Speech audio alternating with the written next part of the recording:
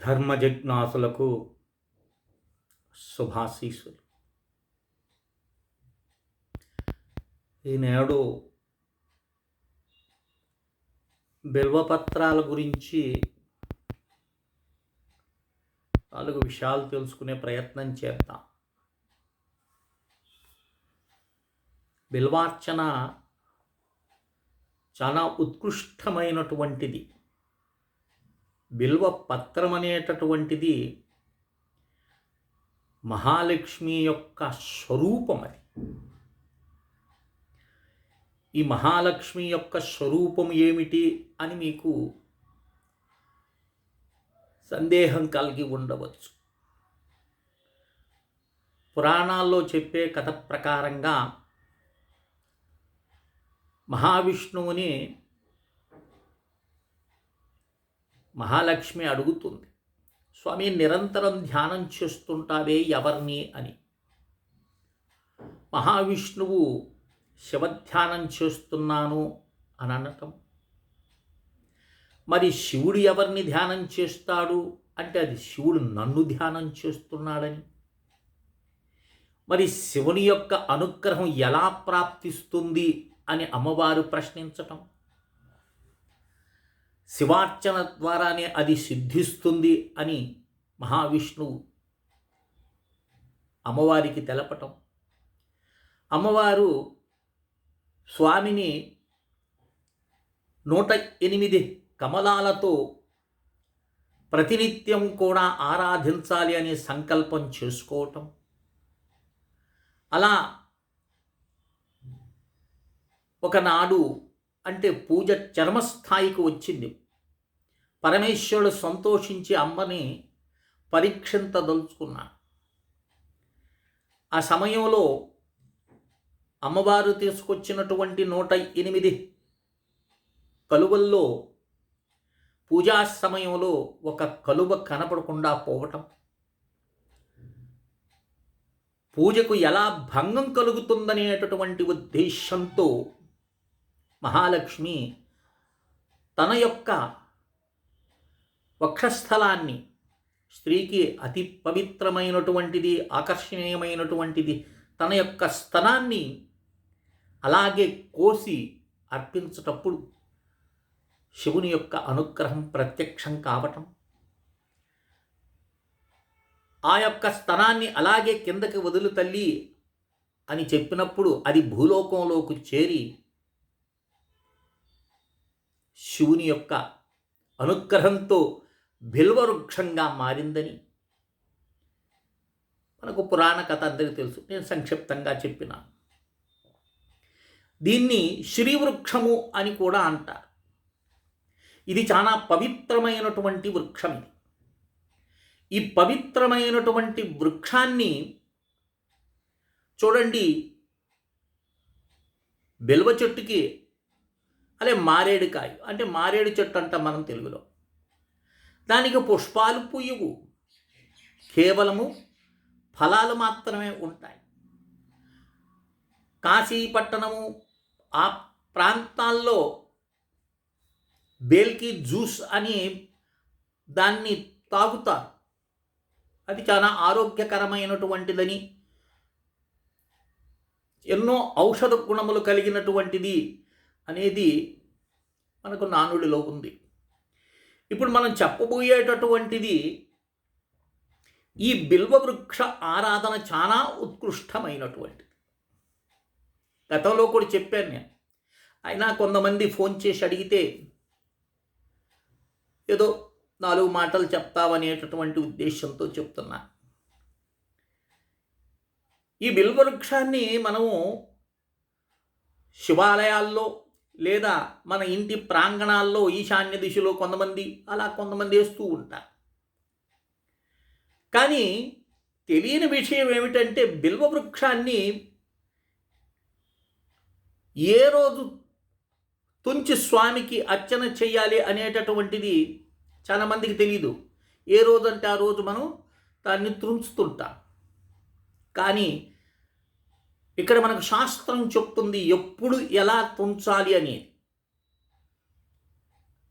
అమృతోద్భవ శ్రీవృక్ష మహాదేవ ప్రియ సదా గృహ్ణాని తవ పత్రాణి శివ పూజార్థ మాధరాత్ అనేటటువంటి శ్లోకంతో ముందుగా బిల్వవృక్షానికి నమస్కారం చేసుకోవాలి. అమృతతో సమానమైనటువంటిది, మహాలక్ష్మి యొక్క స్వరూపమైనటువంటిది, మహాదేవునికి ప్రియమైనటువంటిది.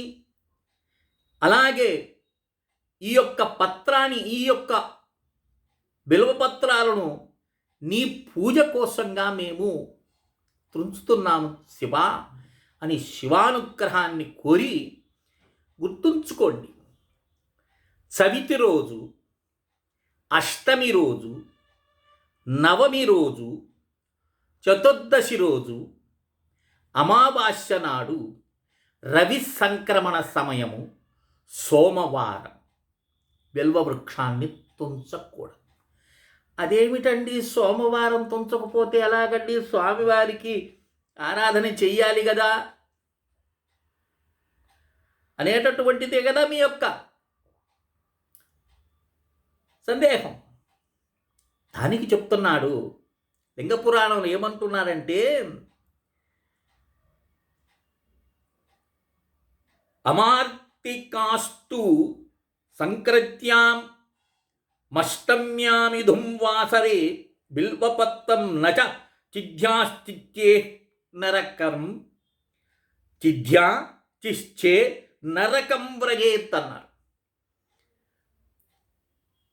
ఈ యొక్క చెప్పినటువంటిది దినాల్లో ఏమిటి? చవితి, అష్టమి, నవమి, అలాగే చతుర్దశి, అమావాస్య, సంక్రమణ దినం, సోమవారాల్లో పొరపాటున బిల్వపత్రాన్ని కానీ తుంచినట్లయితే నరకం వ్రజేత్, నరకానికి వెళతారన్నారు. కనుక పూజించాలనేటటువంటి సమయంలో దానికి ముందు రోజు బిల్వపత్రాలను చక్కగా ప్రార్థన చేసి తుంచుకొని నిల్వ ఉంచుకోవచ్చు. అది బిల్వపత్రానికి దోషం కాదన్నారు. అర్చించిన తర్వాత కదా వాటిని కూడా శ్రద్ధగా తీసి శుద్ధి చేసుకొని, అంటే నీళ్ళలో కడుక్కొని మరలా కూడా శివార్చనకి ఉపయోగించుకోవచ్చు అని మనకు శాస్త్రం చెబుతుంది. అర్పితాన్యపి బిల్వాని ప్రక్షాళ్య పునః పునః శంకరాయ తర్పణీయాని చ నవాని యది క్వచిత్ అని మనకు స్కాంధం అంటుంది. అంటే మాటి మాటికి మనం బిల్వపత్రాలను శివ పూజ కోసంగా వినియోగం చేసుకోవచ్చు. కనుక ఈ యొక్క విషయాన్ని దృష్టిలో ఉంచుకొని శివార్చన, బిల్వార్చన చేసేటటువంటి వారు ఈ తిథులు గుర్తుపెట్టుకోండి. ఎప్పుడంటే అప్పుడు తుంచేయటము. ఎందుకంటే శాస్త్ర ప్రమాణాన్ని తెలియక యథేచ్ఛగా మనం ఈరోజు కార్యక్రమాలు చేస్తున్నాం. ఇక మానవుడు దుఃఖానికి కారణం ఏమిటి? దుఃఖం అనుభవిస్తున్నామంటే పాపం విపరీతంగా చేసినామని. పుణ్యం అనుభవిస్తా అంటే సుఖాన్ని అనుభవిస్తున్నామంటే పుణ్యం విపరీతంగా చేసినామని అర్థం. కనుక ఇక్కడ బిల్వ అష్టోత్తర శతనామ పూజ అని ఉంది. నేను గతంలో కూడా చెప్పినాను మీకు. అది కొంతమంది వినుండొచ్చు, వినకపోవచ్చు. ఇది ఇలా నేను చెప్పిన ప్రకారంగా 108 బిల్వపత్రాలను త్రుంచుకొని స్వగృహంలో కానీ, అలాగే ఏదైనా శివాలయానికి వెళ్ళినా సరే చేయరనుకోండి. ఎందుకంటే వారిది ఒక ధోరణి. మీరు స్వయంగా ఇంట్లోనే ఈ కార్యక్రమం చేసుకోవచ్చు. శివలింగాన్ని ఇంట్లో ఉంచుకొని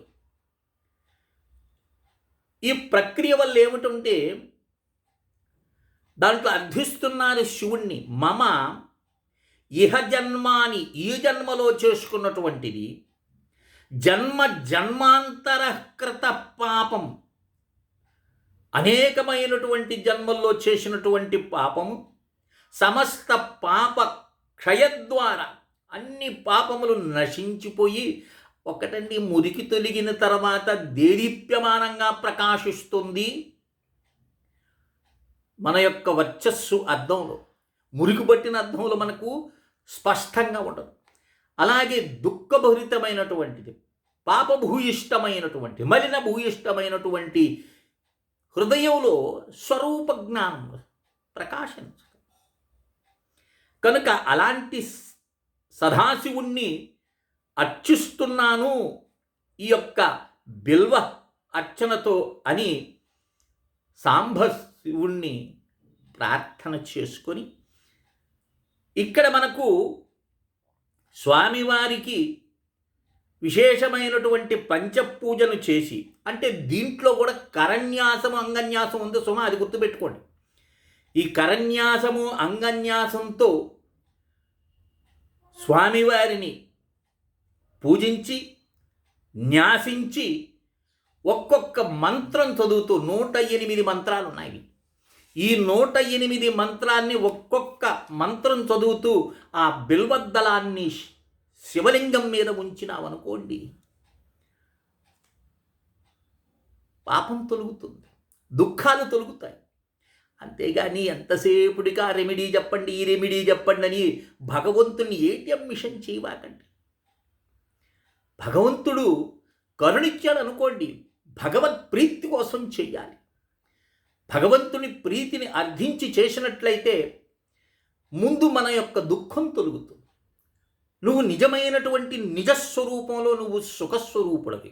కానీ అది అర్థం కాదు, దానికి చాలా సాధనలు ఉంటాయి. అలా చేసినటువంటి వాడికి 1,000,000 జన్మ కృతం పాపం మర్చనేవ వినశ్యతి అన్నారు. 1,000,000 జన్మలు, ఇది ఒకటే జన్మ కాదండి, అనేకమైన జన్మలు వస్తూ ఉన్నాయి. ఇప్పుడు చూడండి, పెన్ డ్రైవ్ ఉంటుంది.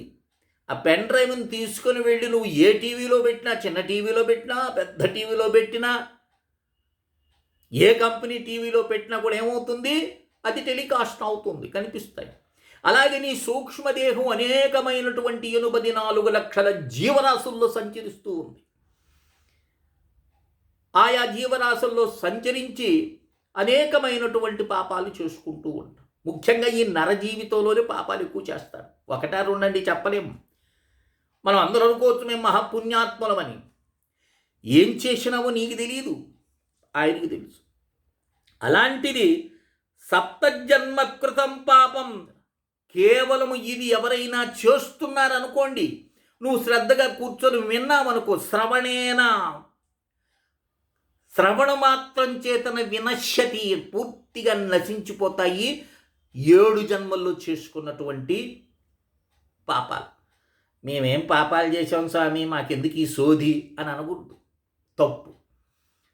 నువ్వు కడిగిన ముత్యమైతే కాదు, నువ్వు దుఃఖం అనుభవిస్తున్నావు, చేసేసినావు, తెలుసో తెలియకు, కానీ అనుభవించి తీరాలి. కనుక వీటన్నిటి ప్రాయశ్చిత్తం చేత శివానుగ్రహం లభిస్తుంది. జన్మ జన్మాంతర కృతం పాపం పఠనేవ వినశ్యతి అన్నారు.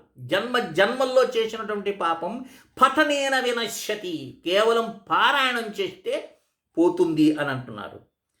దివారాత్ర కృతం పాపం దర్శనేవ వినశ్యతి. అలా ఎవడైనా చేస్తూ ఉన్నారనుకో, ఈ 108 బిల్వాలతో నువ్వు చూచినావనుకో, ఒక రాత్రి పగలు చేసిన పాపం నశించిపోతుంది. అర్థమవుతుందా? అలాగే క్షణకృతం పాపం స్మరణేన వినశ్యతి. క్షణక్షణం చేసినటువంటి పాపం నశించిపోతుంది. ఎలా? అయ్యో స్మరణ చేసినంత మాత్రమే, అయ్యో ఈ రోజు బాగా చెప్పినాడు స్వామి, ఎప్పుడైనా నాకు అవకాశం ఉంటే ఈ బిల్వార్చన నేను చేస్తాను అని నీకు స్మరణకు వచ్చిందనుకో, విన్నామనుకోండి, ఇప్పుడు వింటున్నారు కదా, ఆ క్షణం చేసినటువంటి పాపం తొలగిపోతుంది. కనుక పుస్తకం ధారయేద్గృహే ఆరోగ్యం భయపాశనమైన ఈ 108 యొక్క శ్లోకాలు ఉన్నాయి చూశారు. ఇవి చక్కగా ఏదైనా ఒక పుస్తకంలో పసుపు కుంకుమ అద్ది ఆ పుస్తకంలో ఎన్ని చక్కగా వ్రాసుకున్నామనుకో, శివనామస్మరణ చేస్తూ స్నానం చేసుకొని దైవ సన్నిధిలో కూర్చొని వ్రాసినామనుకో, ఇగో పుస్తకం ధారయద్గృహే, పుస్తక రూపంలో నువ్వు కానీ పెట్టుకొని ఆ నీ దైవ సన్నిధిలో పెట్టుకొని ఉన్నావంటే నీ యొక్క గృహంలో ఏమవుతుందన్నాడు? ఆరోగ్యం లభిస్తుందన్నాడు. అదే చెప్తారు హిందీలో ఒక సామెత అంటారు, ఏక్ బార్ పన్నా 10 బార్ లిఖనా బరాబర్ అన్నారు. 10 సార్లు చదివేవనుకో గుర్తుండదు, ఒక్కసారి వ్రాసావనుకో గుర్తుంటుంది. అందుకని ఇక్కడ వ్రాయమంటున్నారు. వ్రాసి నువ్వు దాన్ని పుష్పాలతో అలంకరించుకొని దైవ సన్నిధులు పెట్టుకున్నట్లయితే భయాలు తొలుగుతాయన్నారు, ఆరోగ్యం లభిస్తుందన్నారు.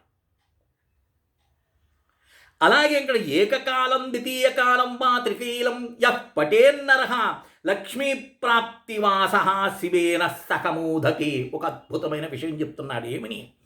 ఏకకాలం, ద్వికాలం, వా త్రికాలం, 3 సమయాల్లో చేసినావనుకోండి. అదేమండి 3 సమయాల్లో మేము బిల్వపత్రాలు ముందు చెప్పాను కదండి నేను. అదే బిల్వాలు నువ్వు నీటితో తడిపి ఒక రోజులో ఉదయం సాయంత్రం మధ్యాహ్నం శివార్చన చేసినట్లయితే లక్ష్మీ ప్రాప్తి, వాడికి లక్ష్మీ లభిస్తుంది. చక్కగా ఒక అష్టమి నాడు చేయండి. ఎందుకంటే అష్టమి చాలా ఉత్కృష్టమైనటువంటిది శివుణ్ణి ఆరాధించాలంటే. బుధాష్టమి వస్తుంది చూడండి. ఆ బుధాష్టమి వచ్చినప్పుడు ఇలాంటి పర్వదినాలు ఉన్నాయి. ఇప్పుడు ఏమైంది, మనకి యూట్యూబ్ మాధ్యంగా ఇంకపోతే ఈ వాట్సాప్ వచ్చేలేకే మనం వారానికి ఒక దేవుణ్ణి మనం కేటాయించుకున్నాం. సోమవారం అంటే శివుడు, మంగళవారం అంటే అలాగే సుబ్రహ్మణ్యేశ్వరుడని, హనుమంతుడని, బుధవారం అయితే మనకు వినాయకుడని, గురువారం గురుదేవులకని, శుక్రవారం మహాలక్ష్మికని, శనివారం వెంకటేశ్వరుడికని, ఆదివారం ఆదిత్యుడికని. ఎప్పుడైనా నేను చెప్పినటువంటి ఈ తిథుల్లో ఇలాంటి అద్భుతమైనటువంటి బిల్వ వృక్షం ద్వారా మన సమస్తమైనటువంటి దుఃఖాలు నివృత్తి అయి సుఖం ప్రాప్తిస్తుంది. అందుకని శాస్త్రంలో చెప్పిన విషయాన్ని గ్రహించి అర్చించండి. మరి ఈ 108 శ్లోకాల యొక్క పీడిఎఫ్ కావాలి అనుకున్నటువంటి వాడు 2000 మంది చూచారండి. అక్కడ అడుగుతారు నన్ను, మీరేదో భ్రమపడద్దు, నాకు అయ్యో స్వామి చెప్తున్నారు, స్వామికి అందరూ చేసి కనుక్కుంటున్నారని. చెయ్యరు. మీరు పరీక్షించండి, నా వీడియోలు ఎంతమంది చూస్తున్నారు. 1 2 అంతకన్నా ఎక్కువ అడగరు. భయం అంటే ఫోన్ చేసి అడిగితే వీడు ఏం అడుగుతాడా అని. ఎందుకంటే భౌతిక ప్రపంచం కదండి, మనం అలా తయారైపోయినాం. ఎంత డిమాండ్ చేస్తాడో ఉంటాయి కదా. కనుక అలాంటి భయాలు లేకుండా ఎవరైతే నాకు ఫోన్ చేస్తారో 9966690246 కాల్ చేస్తే ఈ యొక్క అద్భుతమైనటువంటి బిల్వ అష్టోత్తర శతనామ పూజ పీడిఎఫ్ పంపిస్తాను. చక్కగా నెలకొక్కసారి చేయండి. చేయలేరా?